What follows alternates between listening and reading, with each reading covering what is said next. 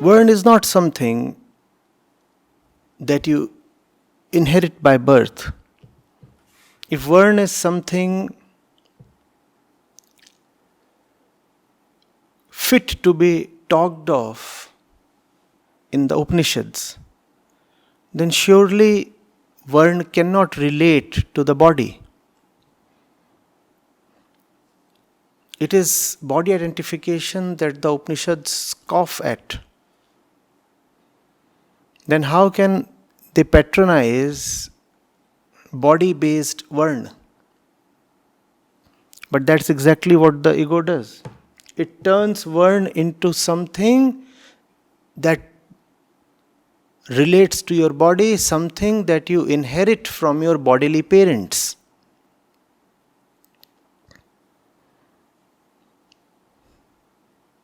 It turns Varna into jati.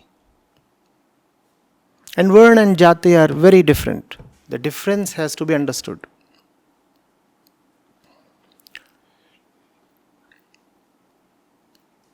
Jati relates to jat. Jat means the born one. The born one is also called jat. So jati relates to the birth of the body. It relates to the body because the body is the born one. Whereas Varna, in the spiritual sense, relates to the quest of the consciousness for the unborn one.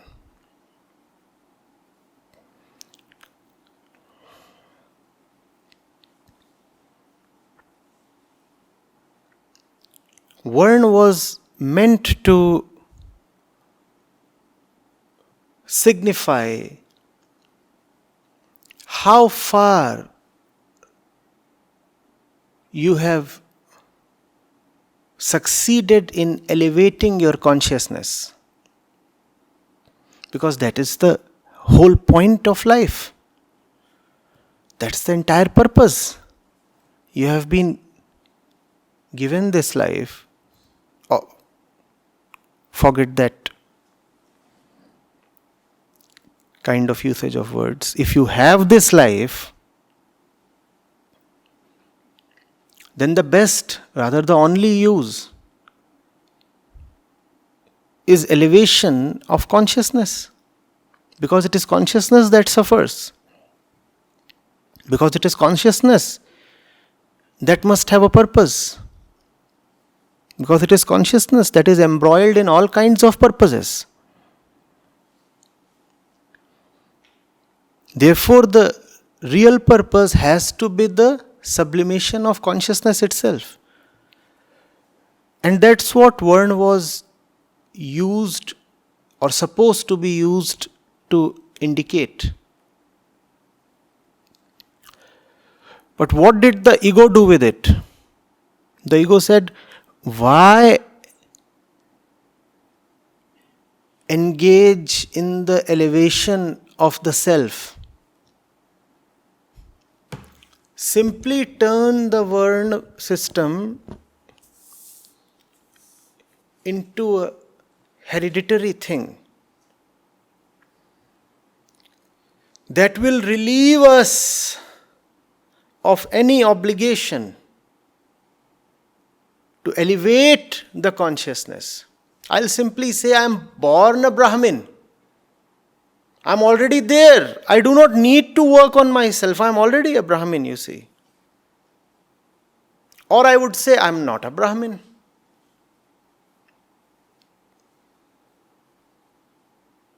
So anyway, the obligation to live a godly life is not upon me. I am not a Brahmin.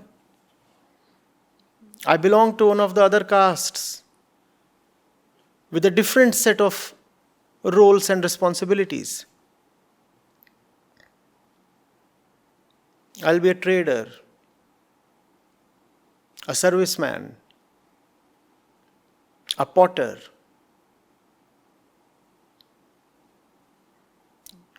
A goldsmith, an ironsmith, or a warrior. What has been ordained for me.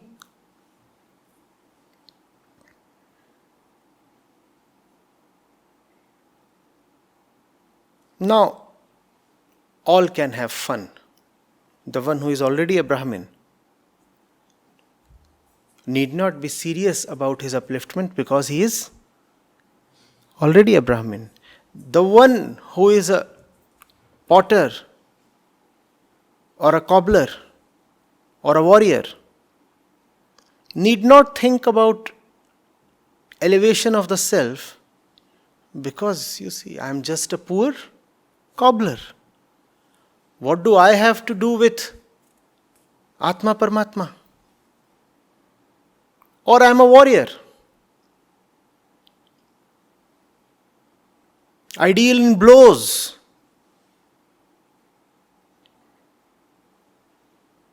I deal in blood.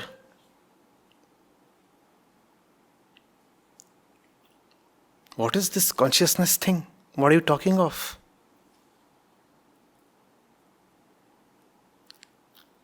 Are you getting it? The disciple is being warned. Anything that you touch, you will destroy it. Varna is a bondage because ultimately you will be the one who will run that system. Ashram too is a bondage.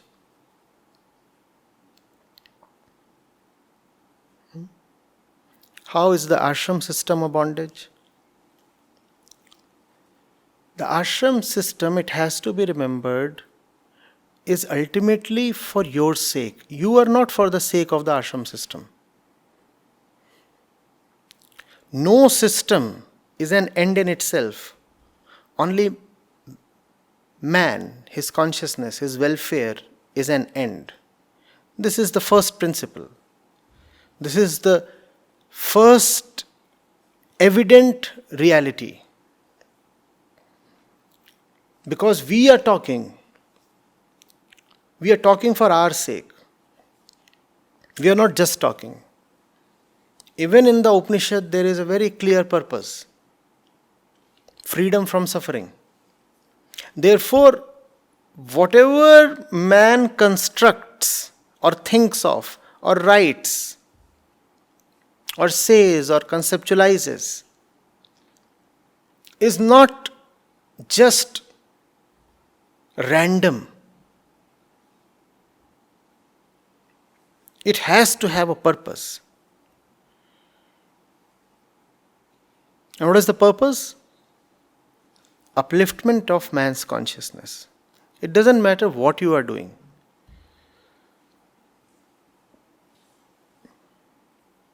Every single action must carry that one single purpose. All is for our sake.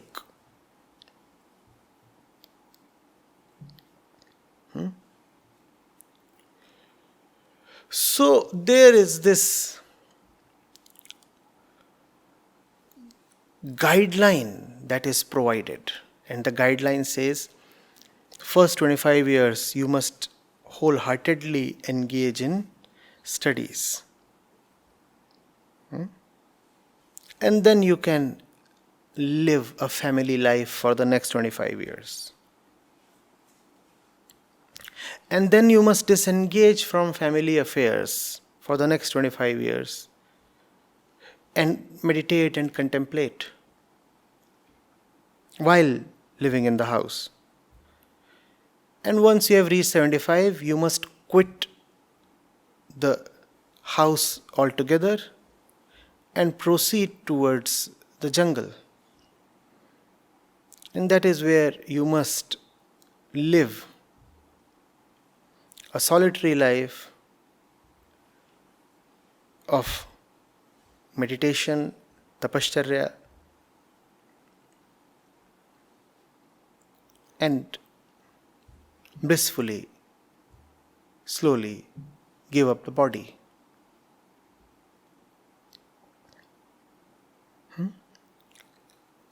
Now, this is meant to be a guideline towards emancipation. It has to be remembered that ultimately the objective is liberation.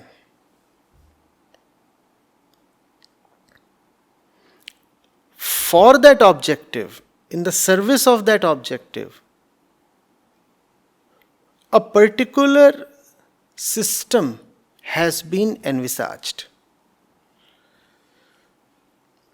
And if the end is liberation, ultimately you are in the jungle, meditating, practicing austerities.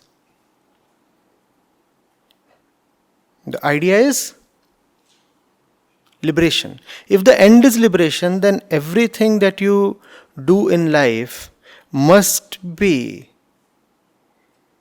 keeping in mind that goal, right?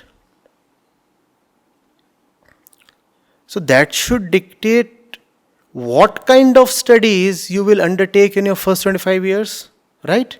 Because ultimately you have to be liberated. If you have to be liberated ultimately, then liberation must decide the kind of studies you will undertake as a student.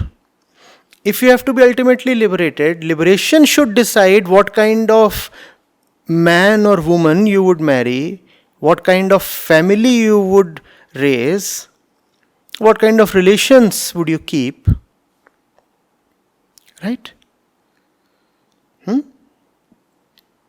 Liberation should be the decider, the arbiter, the sole determinant of anything and everything that you do in life.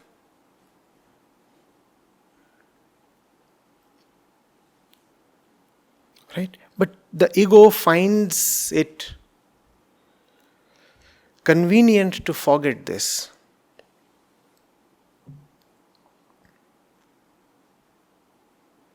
The ego says, now is my time to be with a woman. The ashram system says, once you are 25, you can marry. So now I will marry. And while marrying, I totally forget about liberation. Now I have the sanction of the ashram system supporting me. And the ashram system has said, you can marry. So I'll marry. And I'll choose the sexiest woman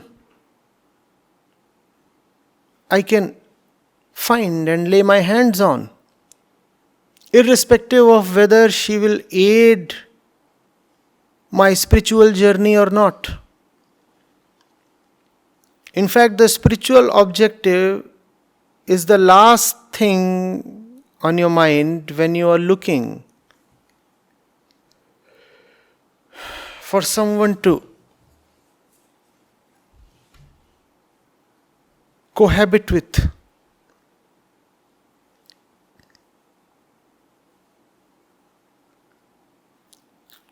Similarly, what to read, what to study, which subjects to take up. If liberation is the decider, then why will you take up fields of study that yield you merely material and worldly returns?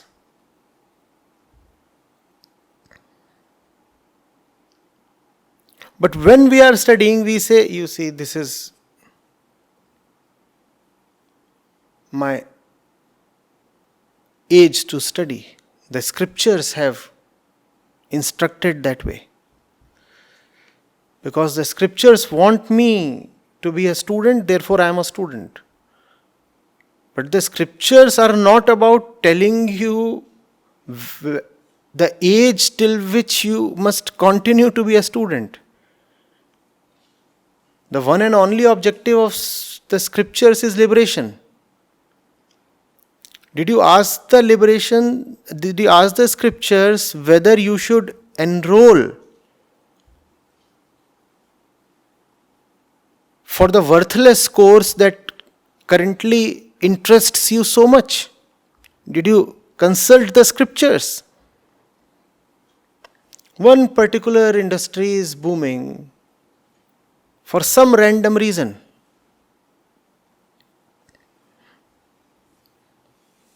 And related to that industry, some opportunistic university has floated a 2-year course or diploma. It is evident that if you enroll in that course, you will have great career prospects. So you jump in. Did you consult the scriptures? Did you?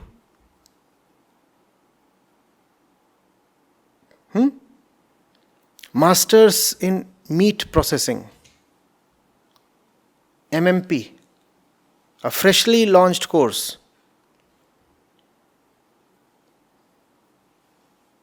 100% placement guaranteed. And you said, you see, I am such an obedient Brahmin boy. And I am a graduate at 22.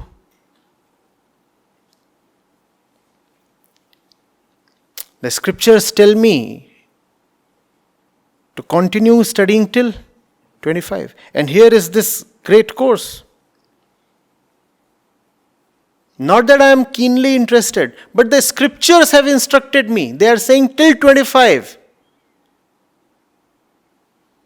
You must be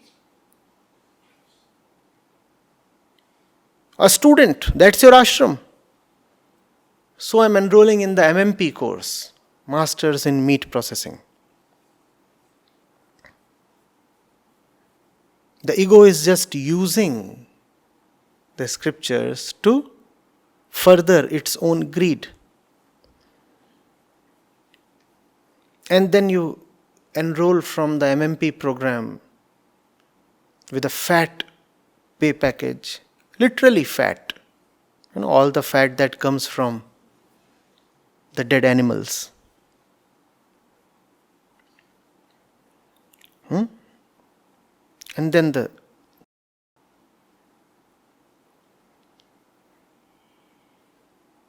most slick of girls queue up for you. And you say, you see, now the scriptures are saying that I should marry. So I'll marry.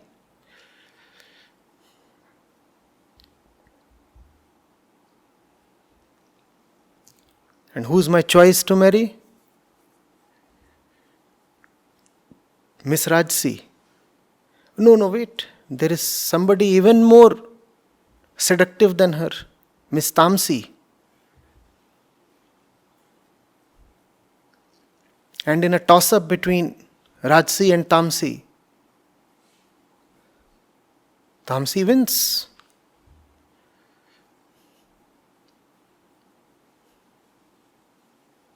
And then there is rampage as you honeymoon on the moon. What are you earning all your monies for?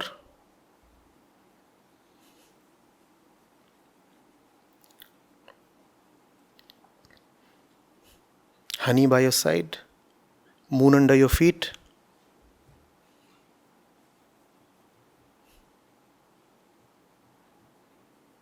I'm getting it.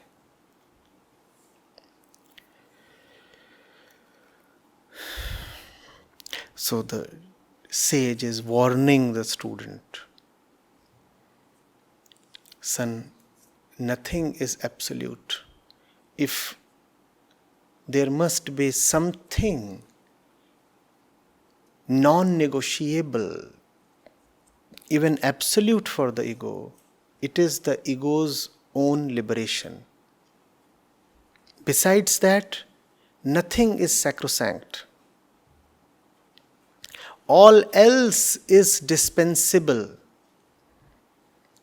Your liberation is not.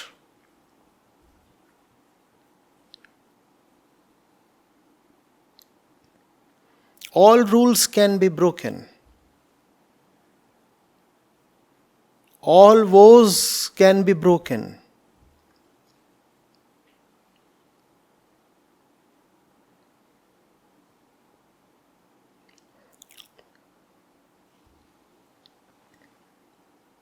You are free to walk away from anything.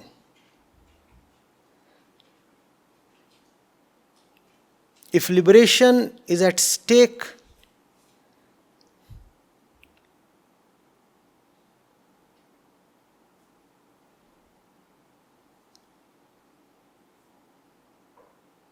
there is no need to honor any promises you made in the past.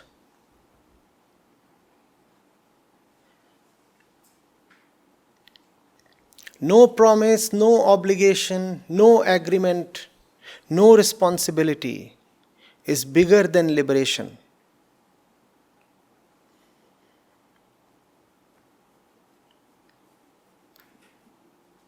This is the Rishi's central message.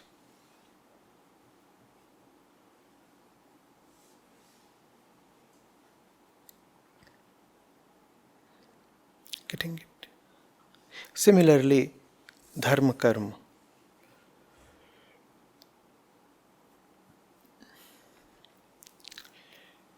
Dharma is very singular. Dharma is responsibility. Dharma is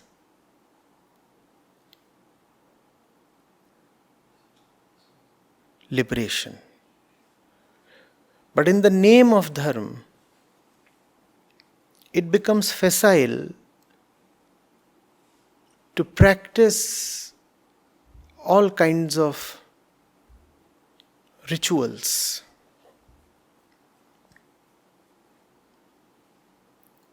And then you say, this is religion. No, at the heart of religion lies the urge to be free. That alone is religion. Therefore, religiosity consists of doing everything possible to get rid of your chains.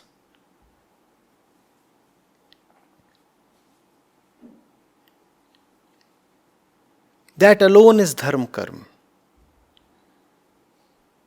Not ritualistic chanting or pilgrimage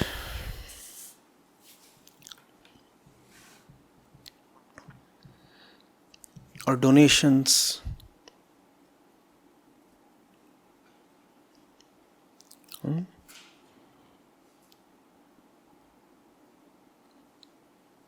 Many such things.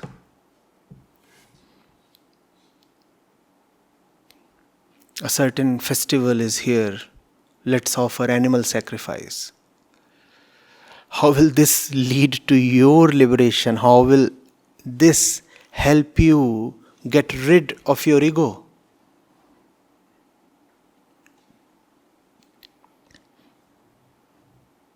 The ego hasn't been lost. Very clearly, it is the animal's life that has been lost. Nothing more than that.